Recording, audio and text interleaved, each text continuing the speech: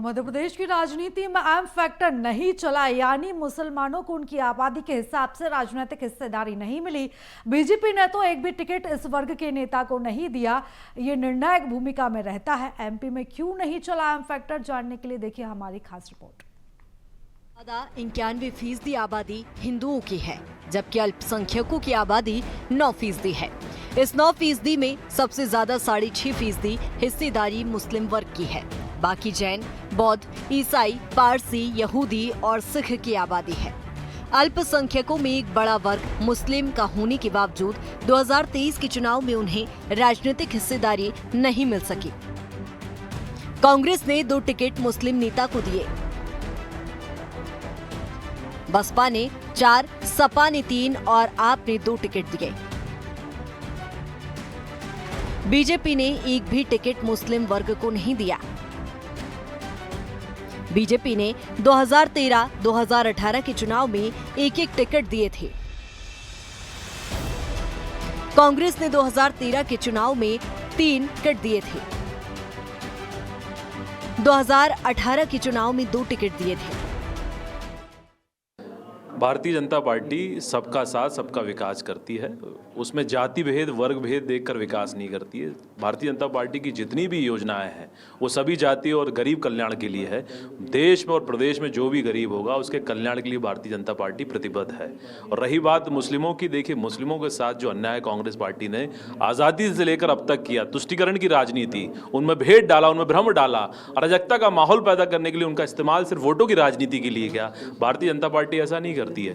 Bharatiya Janata party की जितनी भी सरकारी योजना है वो सबको मिल रही है। हिंदू भाई को भी मिल रही है तो मुस्लिम भाई को भी मिल रही है। उसके साथ भी न्याय हो रहा है, उसका बच्चा भी पढ़ रहा है, शिक्षित हो रहा है, उसको भी स्वास्थ्य सुविधाएं मिल रही हैं, उसको भी अच्छी सड़कों का अच्छा इंफ्रास्ट्रक्चर उसके स्वावलंबी उसके विकास के लिए मिल रहा है। तो भारतीय जनता पार्टी वर्ग भेद करके विकास का एजेंडा नहीं चलाती। ये कांग्रेस पार्टी की नीति रही है, फूट डालो और शासन करो। बीजेपी हो या फिर कांग्रेस, दोनों को मुस्लिम वोट बैंक की जरूरत है। पार्टी के संगठन में इस वर्ग को स्थान दिया जाता है, लेकिन जब विधानसभा चुनाव आते हैं तो उनका प्रतिनिधित्व गायब हो जाता है। इस बार के चुनाव में कुछ ऐसा ही हुआ। दूसरी तरफ जैन समुदाय, जिसकी आबादी 0.78% है, उसे कांग्रेस ने 10 और बीजेपी ने 8 टिकट दिए हैं। बीजेपी ने सिख समुदाय को 1 टिकट दिया। सपा और आप ने जैन समुदाय को 1 टिकट दिया। इस चुनाव में अब पार्टियों पर तुष्टीकरण की भी आरोप लग रहे हैं। जनता पार्टी तो सिर्फ और सिर्फ राजनीति धर्म के नाम पे करती है। कांग्रेस पार्टी ने धर्म के नाम पर राजनीति नहीं करी है। जो जनता के बीच में सक्रिय है उसको टिकट मिलेगा। अगर कोई भी वर्ग का, किसी भी जाति का, किसी भी धर्म का कोई भी व्यक्ति कहीं पर भी सक्रिय है उसको टिकट मिलेगा, बिना किसी चीज़ को देखे हुए।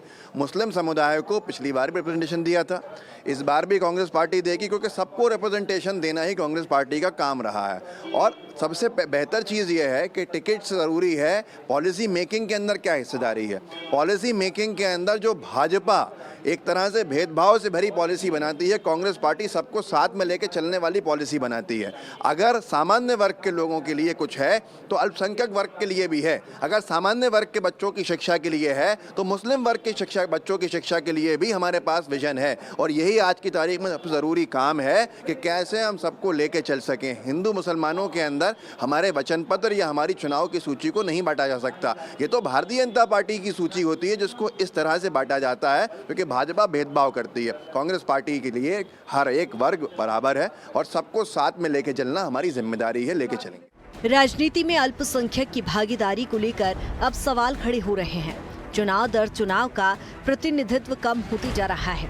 ऐसे में राजनीतिक तौर पर हाशिए पर आए ये बड़ा वर्ग किसके साथ जाएगा, ये 3 दिसंबर को ही पता चलेगा। BSTV के लिए मनोज राठौर की रिपोर्ट।